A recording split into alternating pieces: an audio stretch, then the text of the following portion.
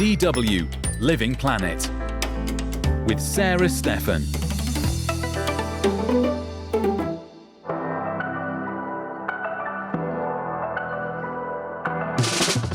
Hi there, welcome to Living Planet. Today we take a deep dive into mining in Brazil. The Latin American country is the second largest exporter of iron ore in the world. The resource makes up a substantial part of the country's income. But since several devastating dam breaks have spread toxic mining sludge over huge areas, resistance to new mines has been increasing. However, there are still new mining projects popping up. That's part of a new strategy. Instead of this big project, these new small minings in the same area, all the legal process that you have to follow are more simpler, are more faster, and you don't have to get that much of license and all these legal documents. Tony Neumann went to investigate in the Minas Gerais region in Brazil's southeast. Neil King has the story.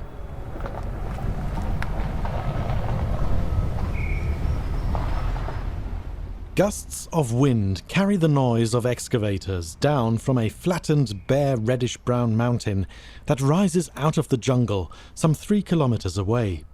The mountain top has become a gigantic mine that is slowly being excavated, terrace by terrace.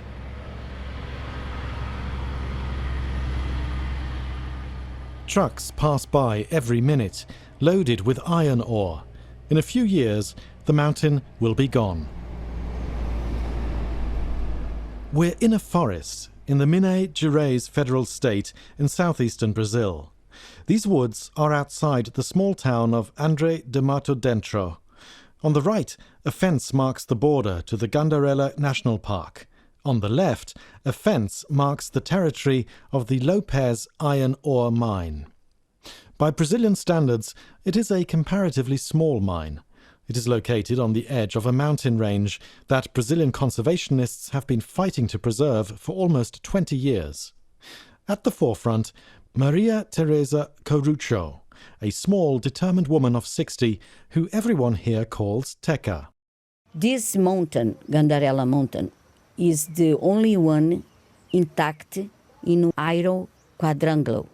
This iron quadrangle were living more than 4 million people. In this area are Belo Horizonte, the capital, from Minas Gerais. And in this mountain, there are the biggest underground aquifer intact. The other mountains in that area are already with a lot of iron mines from a valley. And this biggest aquifer is really very important to have an alternative to give water to the capital, Belo Horizonte, with 3 million inhabitants, and also important to give water to the population around this mountain. Belo Horizonte is located some 40 kilometers from the Gandarela Mountains. Brazil is the second largest iron producer in the world, explains Clemens Laszewski, a geography professor at the Federal University of Minas Gerais. And production is growing. Its share of gross domestic product doubled between 2018 and 2021. Ore, iron and steel now account for 20% of Brazil's export earnings. There is broad political support for mining in Brazil, like everywhere across Latin America, says Laszewski. In 1941, during the Second World War, President Getúlio Vargas declared the interests of the mining industry to be public interests, and nothing has changed to this day, not even under President Luiz Inácio Lula, who is considered a socialist. Governments in Latin America, from the extreme right to the extreme left, are in favor of mining and agribusiness. There is a cross-party, cross-ideological consensus for this kind of economic development. Lula is no different. Lula has a policy that somehow tries to make everyone happy. He always says, Brazil is so big that you can serve big agribusiness and mining as well as the poor farmers at the same time. Portuguese conquerors were already mining iron and gold in Minas Gerais 500 years ago. To this day, Minas Gerais produces 70% of Brazil's iron, and the focal point is the so-called Iron Quadrangle, an area of mineral-rich mountain ranges near Belo Horizonte comprising 7,000 square kilometers. The only large mountain range here still untouched by mining used to be the Serra do Gandarela mountain range in the north of the Iron Quadrangle. Then, in the early 2000s, Vale, Brazil's largest mining company, applied for a license to mine iron ore in these mountains. They want to excavate almost 40 million tons per annum for a period of 30 years. This threat to a unique ecosystem was immediately met with vehement protest, says Teca. She explains that the Gandarela Mountains are a paradise with numerous waterfalls and bubbling streams. There are howler monkeys, pumas, jaguars, anteaters, endangered long-tailed cats, and countless endemic plants. And over 100 natural caves in the Gandarela Mountains are still unexplored, a dream location for researchers and paleontologists. We asked for the creation of the national park in 2009. At that time, Vale, in the government of Minas Gerais, in the meetings, Vale asked to change the purpose of the limits. Without having inside the area, Vale wants to have the Project Apollo. Then happened in 2014, when the national park was created, the limits really didn't put inside the area that Vale wants to mining. That's why we stay fighting against. The Apollo project would destroy the so-called Kanga soils of the Gandarela Mountains, explains Teca's fellow campaigner Raul Brandão Sampaio.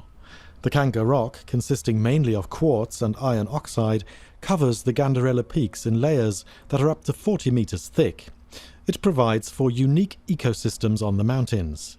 Yet the Kanga rock is of no interest to the mining industry. They chip it off to get to the ore below. The soil, it's like a sponge. Very hard, but with a lot of small holes. And when the rain comes, and here it rains a lot, it infiltrates. Not because of the vegetation, but mainly because of this kind of rock, this kind of soil. And it infiltrates on the mountain, and it goes down, and it forms the rivers and the subsoil water. And most of the water that we have here goes to Belo Horizonte. And if you take off the soil to extract the iron, it's not going to infiltrate anymore. That's a huge concern, because the water also feeds the Rio das Velhas river that flows towards Belo Horizonte. The town's 3 million inhabitants obtain 2/3 of their water from the river. In total, the Gandarela Mountains store 40% of the remaining groundwater resources in the Iron Quadrangle, 1.6 billion cubic meters. Without the Kanga layer on the mountains, the rainwater would just run off, without being stored. Flooding would increase, and the groundwater reservoirs would shrink. And what's more, this would threaten a unique natural habitat. A unique flora has developed under the extreme conditions of this highly metallic Kanga rock. Because of the high iron concentration, the metallic crust can store much more heat than other soil or stone, and temperatures can be up to 60 degrees colder at night than during the day. The plants that grow here are special, from cacti and medicinal plants to special so-called metallophile species that have evolved to grow on metallic soils. Quando o ato chega aqui na frente e a gente prepara para as próximas intervenções. The movement to protect the Gandarela Mountains has repeatedly organized demonstrations and vigils in recent years. With the help of scientists, it has raised awareness and managed to prevent Vale's Apollo project to this day. The company is now resorting to salami tactics, says Raul Brandão Sampaio with a bitter smile. He explains that there are several new mini-mines in the area and points once again to the Lopez mine and a dump truck that kicks up a whirl of red dust as it drives by. That's part of a new strategy from Vale to keep extracting iron. Instead of this big project, these new small minings in the same area. You have companies with another name, the name Vale doesn't appear, and with these smaller projects, you can get a mining starting really faster than with a big project. Since it's a smaller project, all the legal process that you have to follow are more simpler, are more faster, and you don't have to get that much of license and all these legal documents. And also, it's harder for the people that make some kind of resistance to react against it. That is despite the fact that it is much easier these days to mobilize protests. Because around here, a number of deadly tailings dam disasters have changed many people's views on mining. Tailings dams are the embankment dams where the byproducts of mining are stored. The mining sludge is often liquid and needs to dry out to make the embankment solid, and it is highly toxic.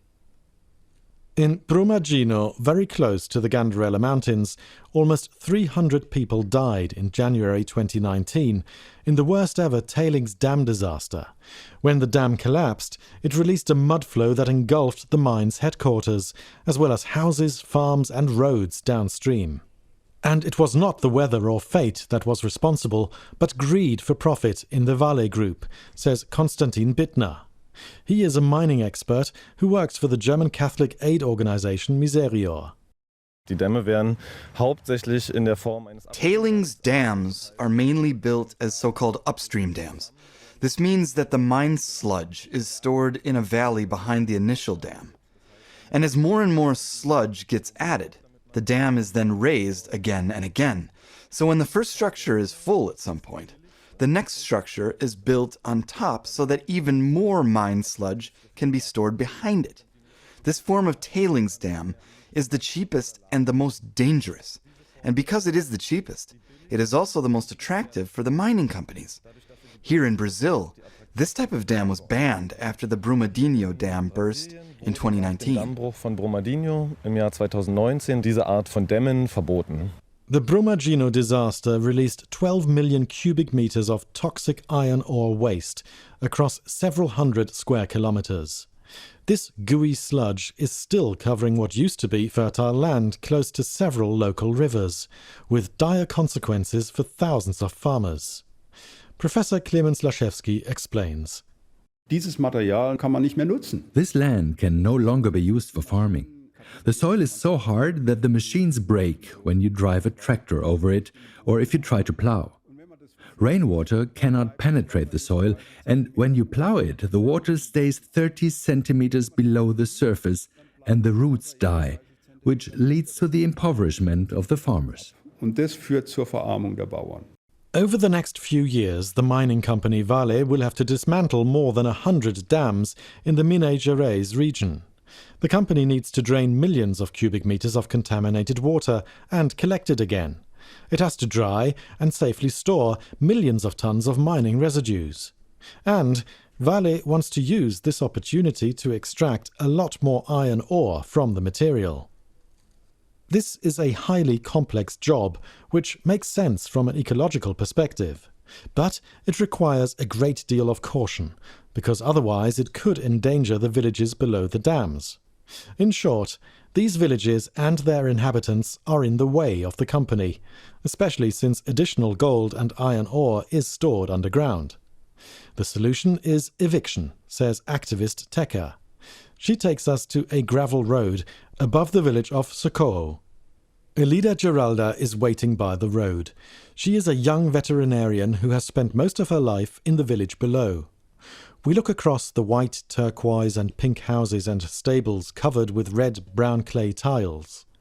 The village now lies silent, partly overgrown by the jungle. Elida points to a 6-meter-high steel post, fitted with a surveillance camera, right next to us. 200 meters away, with its headlights flashing, is a pickup truck. Vale's security team is watching us. The young woman looks down into the valley. You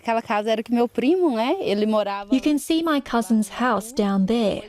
She used to live in my street and ran a beekeeping business. Do you see the small grey building on the right? That's where she kept her honeybees. Era onde que ele mexia com a apicultura. Until that fateful day, the 8th of February 2019. Assim, estava tudo muito recente, né? It happened exactly 15 days after the Brumadinho Dam accident. We all still had the terrible images before our eyes when the sirens went off in the village in the middle of the night.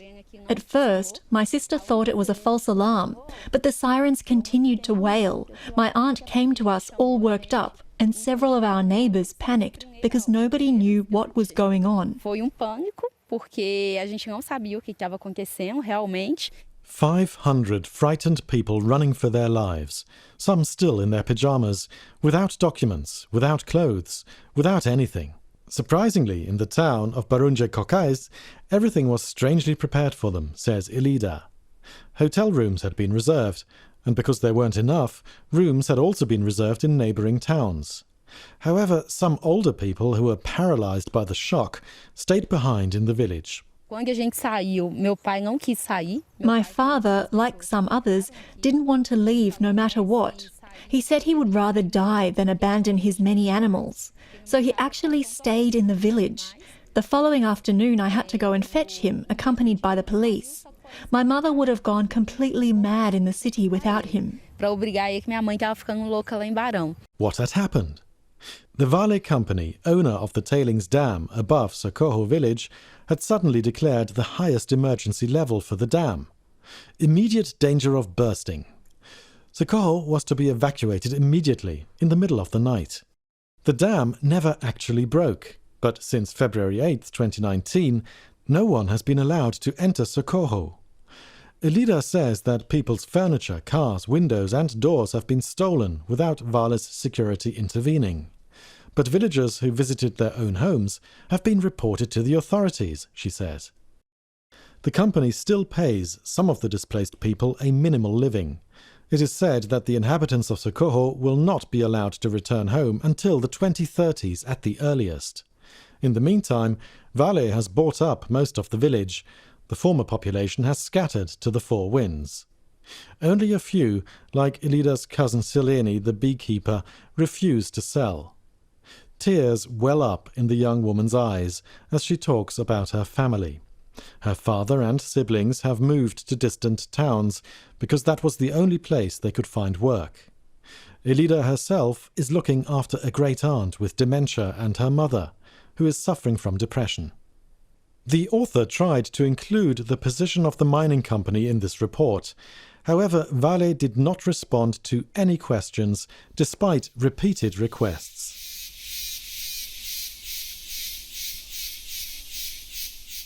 We've travelled 6 hours north, to the Alto Chequy-Chenonia region. The agricultural school of the Centre for Alternative Agriculture, or CAV for short, is surrounded by fruit trees. The small civil society organisation cares for victims of an industry closely linked to iron ore mining, the eucalyptus industry. It started in the 1970s, when Brazil's military government decided to become less dependent on coal imports to get energy for the smelting of iron ore and extraction of iron, explains CAV director Renato Alves da Sousa. The government decided to process iron with energy from charcoal, obtained from fast-growing eucalyptus. The eucalyptus plantations in Alto Chequy-Chenonia were turned into so-called chapadas, plateaus that had previously been used by farmers living on the slopes. Eram áreas de uso comuns. The chapadas used to be common land, without fences. Small elevations, watersheds, separated the areas used by individual communities. Lots of cattle grazed up there back then. People gathered wild fruits, such as pequi, mangala, and yatova. They caught fish in the veredas, small ponds, and the medicinal plants of the chapadas were their natural pharmacy. The people here make syrup from many of the wild plants found in the Cerrado, which they use to treat all kinds of illnesses. Que era muito utilizada. The military government expelled the farming families from the chapadas, cleared the wet savanna there, and set up eucalyptus plantations, an agriculturally demanding undertaking that required a lot of fertilizer and pesticides. No caso, Os solos. The Chapada soils are quite acidic and contain aluminum. That's why the vegetation is sparse. The trees are small and stunted. In order for eucalyptus trees to grow on this soil, the plantation owners lime the soil, and the eucalyptus plant penetrates the soil very deeply with its roots, far deeper than any other plant. It draws vast quantities of water from the soil, which drains it from springs and streams. Tem uma camada que a vegetação nativa não busca. Today, Brazil plants eucalyptus on almost 6 million hectares of land. Alto Jequitinhonha is the largest eucalyptus cultivation area in the world. The company Aperam Bioenergia, privatized in 2006, is the market leader. Aperam is not as secretive as the mining company Vale. On the contrary, manager Benoni Males proudly explains why his company is making an important contribution to climate protection. After all, he says, smelting iron with energy from charcoal is far more climate-friendly than smelting with fossil energy from hard coal. Burnt eucalyptus trees grow back, so in his view, Brazil's iron industry rightly earns money from CO2 emission certificates. Benoni Males also shows the reporter Aperam's house-high charcoal piles, into which the gripper arms of a huge caterpillar machine push 30 or 40 logs at a time. The manager explains that the company also has filters for soot and fine dust, in stark contrast to thousands of small-scale charcoal piles in the country. But what about the huge water consumption in eucalyptus cultivation? Eucalyptus crops has a water use similar to any other crops that are commonly used for everybody, like beans, cotton, soy, and etc. We have technical studies that show quite the opposite, that the presence of eucalyptus and the biomass blanket that it forms on the soil helps to hold evapotranspiration and even to secure more water in the soil. What we see in water topic is that the growth in the population, even the changes in rainy behavior because of climate change and everything, it's really shifting the way that water behaves in the regions. So it is a much complex issue, and there are a lot of factors that affect this that have to be considered. What Aperam has been doing in the past years is to deploy several actions and try to reduce the water consumption as much as it can, like for instance, planting only during the rainy season, avoiding this way to grab water in rivers, reservoirs, dams, and etc., as a way to have a more sustainable operation when it comes to the water topic. Claims the Aperam manager. However, it is scientifically proven that an average of 6 litres of water per day and square metre evaporate on areas planted with eucalyptus. On natural wet savanna, it is only 2 litres. And it has also been proven that 40% less rainwater reaches the groundwater table on eucalyptus plantations. Since the early 1990s, the effects of the gradual draining of the Chapada area have become increasingly apparent. For example, in the town of Turmalina. The town's prefect, Arlene Francisco da Silva, explains. No início, a cidade recebia água das... Until 1996, Turmalina drew its water from the Chapadas. Numerous springs supplied the town. Over time, however, the springs dried up and the city council decided to transfer Turmalina's water supply to Copasa, a state-owned company operating throughout Minas Gerais. Copasa then built a canal in which water from the Rio Araçuaí is pumped up to the city. Copasa é quem hoje faz o abastecimento de água no município. All this costs a lot of money, and unlike in the past, Turmalina citizens now pay water and sewage charges. But the highest costs are borne by the farming families who live on the slopes of the Chapadas. Farmers like Sales Cordero Maciel in the village of Gentil, which lies in the middle of fertile fields. A chicken is cooking on the stove. It will have to be enough to feed the family of 6. Há muita diferença. In the past, when we still had enough water, we could live well here. We harvested everything we needed to eat from the fields, and we could sell the rest. But today we hardly earn anything because we don't have enough water. We have no money and we can barely feed our children. All the water from the springs and streams is gone.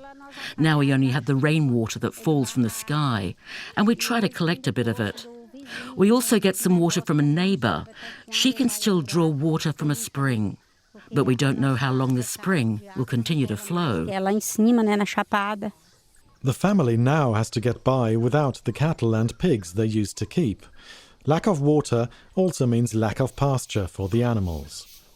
Many a poor farming family is now struggling to survive on a daily basis, says farmer Faustina Lopes da Silva. Because some families would otherwise have no income at all, they go up to the Chapada to collect waste wood from the eucalyptus plantations. They then turn it into charcoal. It's backbreaking work, but you have to survive somehow. However, surviving on eucalyptus waste wood is illegal in Minas Gerais. The owners of the plantations have categorically forbidden any removal of wood. We have a 70-year-old woman in the village who was caught collecting waste wood and had to pay a heavy fine. In some neighboring villages, people have even been arrested for this. At CAV, we speak to an elderly farmer who prefers not to give his name. In 2016, children from his village of Itamorangiba found a huge landfill of soil mixed with old pesticides above the settlement.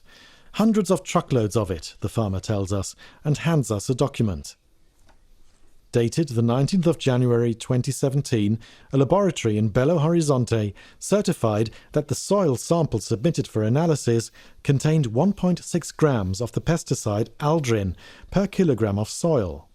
Aldrin is a carcinogenic pesticide that has long been banned worldwide. The authorities, who were immediately alerted, have still not taken any action, reports the farmer, as well as CAV director Renato Alves de Sousa. If nothing is done soon, the courts will have to be called in. However, in Brazil, these are known for particularly lengthy proceedings. Aperam manager Benoni Malés says he knows nothing about a pesticide dump at his company. And of course, something like that would not be good, especially as his company does not want any conflicts with the farmers. On the contrary, says Malés, and shows us a 5-hectare plot of land where eucalyptus was last harvested 6 months ago.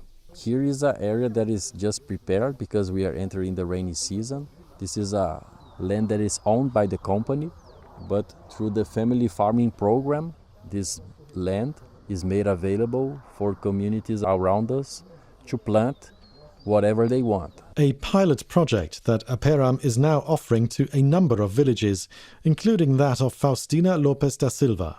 Yes, the company has offered to help us. They told us we could plant beans under their trees, and they would even fertilize the soil for us. But the contract with the company contained very strange clauses. If we didn't grow our beans according to their rules for 10 years, we would have to pay heavy penalties. We don't agree to that. They're just making us dependent on them. She wants nothing but her water back.